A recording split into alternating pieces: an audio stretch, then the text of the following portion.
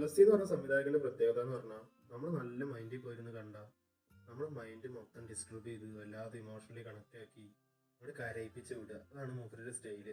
അത് ഈ സിനിമയിൽ നല്ല വ്യക്തമായിട്ട് കാണാം. ഭ്രമരം 2009 റിലീസായ സിനിമയാണ്.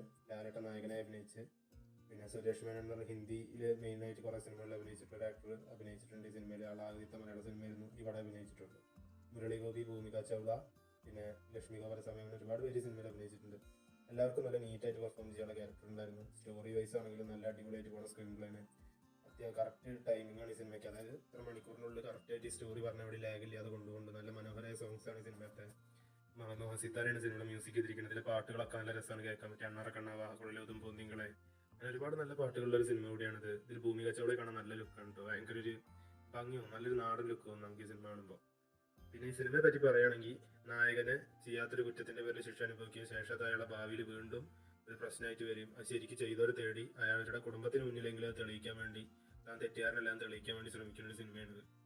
ഈ സിനിമയുടെ ക്ലൈമാക്സിക്കൊക്കെ എത്തുമ്പോൾ നമ്മളെ ചങ്ക് പൊട്ടായി അതിൽ പെയിൻ വരും. കാരണം ഒന്ന് ലെജൻഡ്, അതായത് മലയാളത്തിന്റെ സ്വന്തം ലാലേട്ടൻ അത്രയും പെർഫെക്റ്റ് ആയിട്ട് പെർഫോം ചെയ്ത് വെച്ചിട്ടുണ്ട് ഈ സിനിമയിൽ. അതൊന്ന്. പിന്നെ ഒന്ന് എന്താന്ന് വെച്ചാൽ ഈ സിനിമയുടെ സ്റ്റോറി ടെല്ലിംഗ് തന്നെയാണ്. കാരണം പ്ലസ് ഈ സിനിമയ്ക്ക് കൊടുത്തൊരു ടോൺ ഉണ്ട്. അതായത് ഇയാൾ നായകനാണോ അതോ വില്ലനാണോ, അല്ലെങ്കിൽ ഇയാൾ പാവാണോ ദുഷ്ടനാണോ എന്ന് നമുക്ക് കുറെ നേരത്തിന് വ്യക്തമാവില്ല. ചില സമയത്ത് നമ്മൾ വില്ലന്മാരൊപ്പം നിന്ന് പോകും. കാരണം അവരുടെ പോയിന്റ് ഓഫ് വ്യൂ നോക്കുമ്പോൾ ശരി, അവർ അന്നൊരു ആ കയ്യബദ്ധം പറ്റി ശേഷം അത് ഒതുക്കി, പക്ഷെ അവരിപ്പോൾ സുഖമായി ജീവിക്കണേക്ക് ഇയാൾ കടന്നു വന്ന് ഇവരെ ശല്യം ചെയ്യണമെന്ന്. അതേസമയം ലാലേട്ടന്റെ ജീവിതത്തിലേക്ക് നോക്കി ആ മനുഷ്യൻ എന്താണ് ആ സിനിമയിൽ ഒരു നേട്ടം നേടിയിട്ടൊന്ന് കയ്യിൽ വെക്കാൻ പറ്റിയത്. കാരണം അയാളുടെ ജീവിതം ഓരോ സമയത്തും ഇവര് കാരണം നശിച്ചുകൊണ്ടേ ഇരിക്കുകയാണ് എന്നുള്ള ഒരു ഭാഗത്ത്.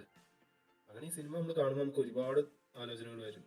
പിന്നെ ലാലേട്ടന്റെ പെർഫോമൻസ് ആണ് ഈ സിനിമയുടെ ഏറ്റവും വലിയ നെടുന്തൂണ്. കാരണം എന്താന്ന് വെച്ചാൽ പുള്ളിക്കാരന് ചില മൊമെന്റ്സ് ഉണ്ട്, ചില നോട്ടം അല്ലെങ്കിൽ ചില സംസാരം, അതുപോലൊക്കെ കാണുമ്പോൾ നമുക്കൊരു വൈൽഡായി ഫീൽ ചെയ്യുന്നു. അത് മാത്രമല്ല, കൂടെ തന്നെ ഒരു സ്കാരിയസ് മൂവ്മെന്റ്സ് ഒരുപാട് വരുന്നുണ്ട് അവരുടെ പെർഫോമൻസ് കൊണ്ടിട്ടോ. അഭിനയിച്ചിട്ട് നമ്മളങ്ങോട്ട് തോന്നിപ്പിക്കുകയാണ്.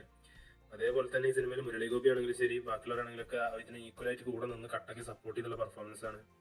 ഈ സിനിമ കണ്ടവരാണെങ്കിൽ നിങ്ങളുടെ അഭിപ്രായം കമ്പോസിൽ രേഖപ്പെടുത്തുക. കണ്ടിട്ടില്ല എന്നുണ്ടെങ്കിൽ കണ്ടു നോക്കുക, കാണാതിരിക്കരുത്.